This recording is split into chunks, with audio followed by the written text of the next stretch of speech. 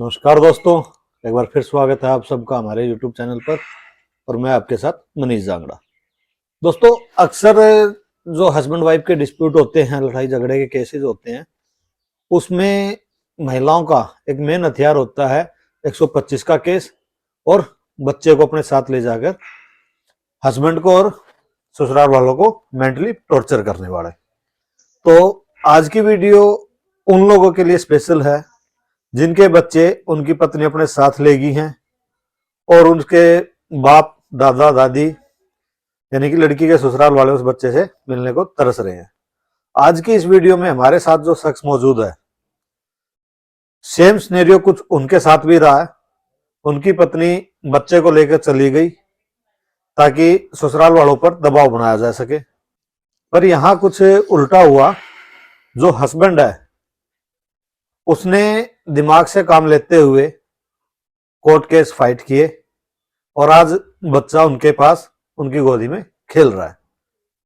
तो बात करते हैं सतीश से और जानते हैं कि ऐसे क्या फैक्ट्स रहे, क्या उन्होंने एविडेंस रखे, किस तरीके की दलीलें दी जिसमें कोर्ट ने बहुत ही कम टाइम में चाइल्ड विजिटेशन, बच्चे को घर लाने का अधिकार सतीश को दे दिया। सतीश भाई, स्वागत है आपका। और आपके जैसे बहुत सारे ऐसे लोग हैं जो ऐसे केस फाइल हो रखे हैं, उनको फाइट कर रहे हैं, पर उनको कामयाबी हासिल नहीं हो रही है।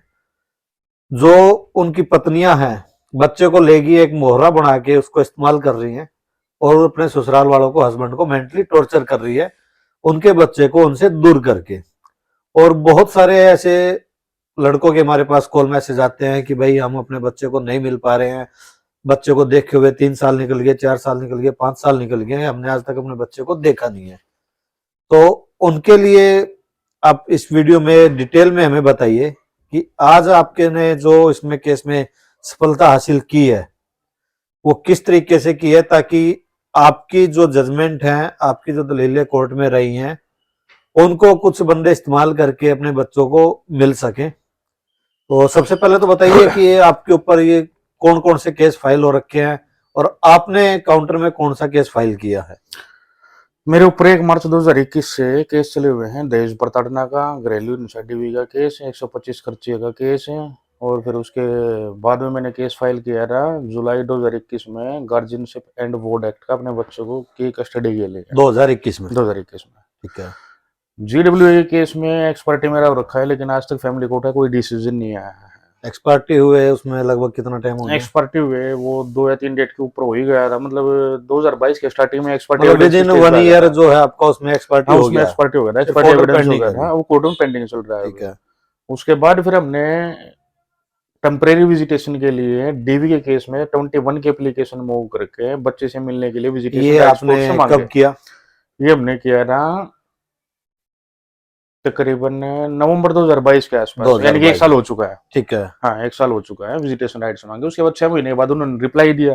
ठीक है। फैमिली कोर्ट ने इंटरिम डिसाइड कर रखा है 125 केस में, बच्चे का भरण पोषण में दे रहा हूँ हर महीने। मतलब सिर्फ बच्चे का दे रहे हैं या पत्नी का? सिर्फ बच्चे का दे रहा हूँ, पत्नी का मेरे मतलब वहां भी आपको एक तरीके से सफलता ही मिली? हाँ, वहाँ पे भी सफलता है मुझे। है। सिर्फ बच्चे का मेंटेनेंस मेरे ऊपर लगा हुआ है 2000 रुपये पर मंथ, जो मैं उसके अकाउंट में डाल देता हूँ। ठीक है।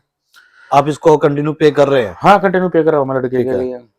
उसके बाद फिर हमने नवंबर 2022 में विजिटेशन राइट्स मांगे DV के केस में 21 की एप्लीकेशन मूव करके। तो जहाँ पे मतलब उसका कोर्ट का डिसीजन अब आया है 30 अक्टूबर 2023 को, तकरीबन 11 महीने के आसपास, 10-11 महीने में उसका फैसला आ गया। बल्कि इन्होंने रिप्लाई तो DV में दे दिया रहा। रिप्लाई इनका ये आ रहा है कि जब तक इंटरिम जो आपका बचा हुआ है, जब तक सारा इंटरिम आप पे नहीं कर देते, हम आपको बच्चे से नहीं मिलवाएंगे। ठीक है।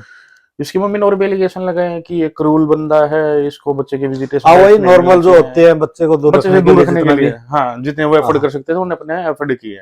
मतलब वुमेन कार्ड हर जगह चला जा रहा है। उसके बाद इन्होंने तारीख पे आना बंद कर दिया। उसके बाद फिर कोर्ट ने इनको समन भी किए हैं, फिर भी ये नहीं आए। फिर जज ने प्रोटेक्शन ऑफिसर को ऑर्डर किए हैं कि बच्चे को मेरे सामने प्रस्तुत किया जाए। फिर बच्चे को कोर्ट में लेके आया गया इसके मम्मी के द्वारा। फिर जज ने बच्चे को अपने पास में बुलाया, अपने टेबल के पास में। 4 साल का है लड़का मेरा, अपने टेबल के पास में बुलाया। इन दोनों की मुझे तो नहीं पता क्या बात हुई जज साहब की और लड़के की।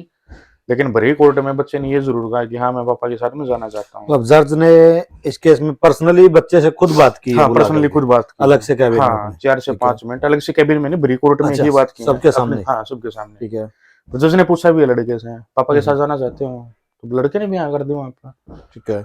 तो फिर उस दिन तो हम वापस आ गए थे, नेक्स्ट डेट के ऊपर फिर जैसे मतलब कंसिडरेशन फिर से हुई मेरे वकील की और उसके वकील की। उसके वकील ने भी मना करी किया फिर कि सर आप मतलब मेरे विजिटेशन राइट्स के ऑर्डर तो कोर्ट ने कर दिया नेक्स्ट डेट के ऊपर ही ठीक है। कि हाँ भाई तुम्हारा मतलब सुबह 9 बजे से शाम को 6 बजे तक अपने बच्चे को कहीं पे भी लेके जा सकता है। ओके। ऑर्डर में ये लिखा है कि तू इसके घर से ही लेके आएगा, इसकी मम्मी के घर से इसके मम्मी के घर पे ही मतलब छोड़ के आपको आएगा। इसमें जो ऑर्डर में मिली है राहत, हम्म, वो ये है कि आप अपने बच्चे को उनके घर से लेके आए हम्म। और शाम 6 बजे तक आपका जहां मन करे अपने घर में, रिश्तेदारों में, कहीं भी मैं घुमाएं। कहीं पे भी ले जा सकता हूँ अपने बच्चे मतलब को। एक तरीके पूरे दिन के लिए आपके बच्चों को कस्टडी उन्होंने दे दी है। हाँ ठीक है। पूरे दिन के लिए कस्टडी मुझे मिली हुई है, महीने के दूसरे और चौथे रविवार की। महीने में 2 दिन आपके महीने साथ में 2 बच्चा दिन, पूरे दिन के लिए? हाँ पूरे दिन के लिए मेरे पास है। ठीक है।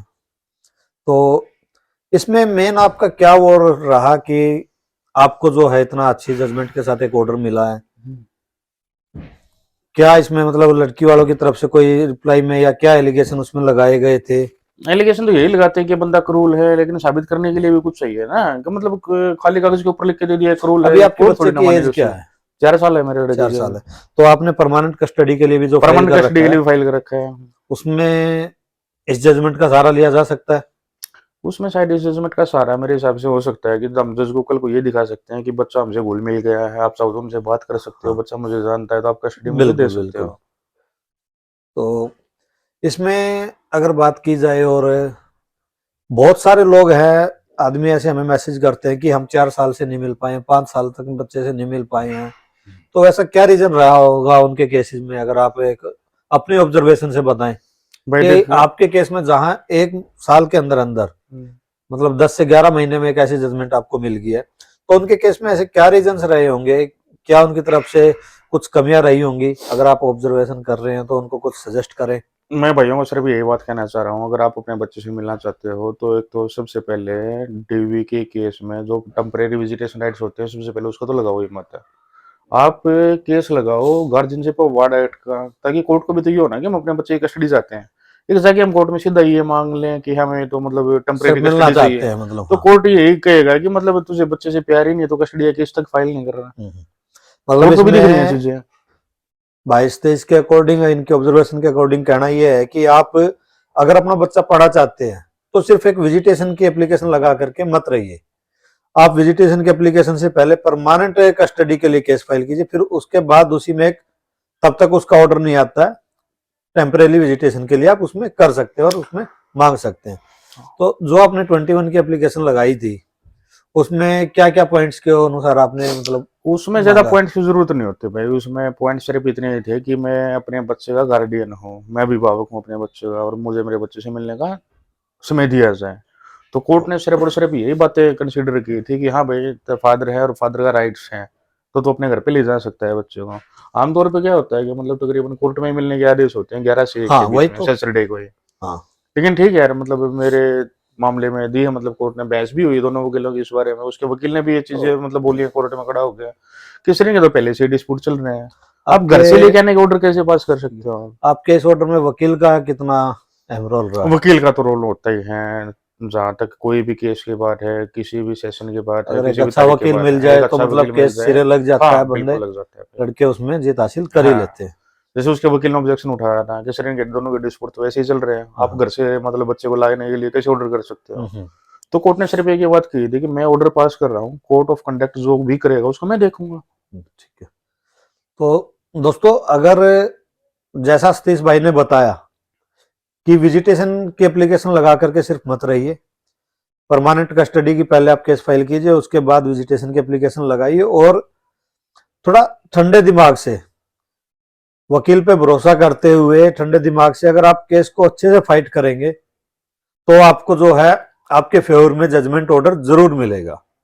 इस जजमेंट की कॉपी जो है हम आपको डिस्क्रिप्शन में लिंक में शेयर कर देंगे, आप वहां से पूरी जजमेंट पढ़ भी लेना, देख भी लेना, और उसके अकॉर्डिंग आप अपने केस में क्या उस जजमेंट से हेल्प ले सकते हैं वो जरूर लेना।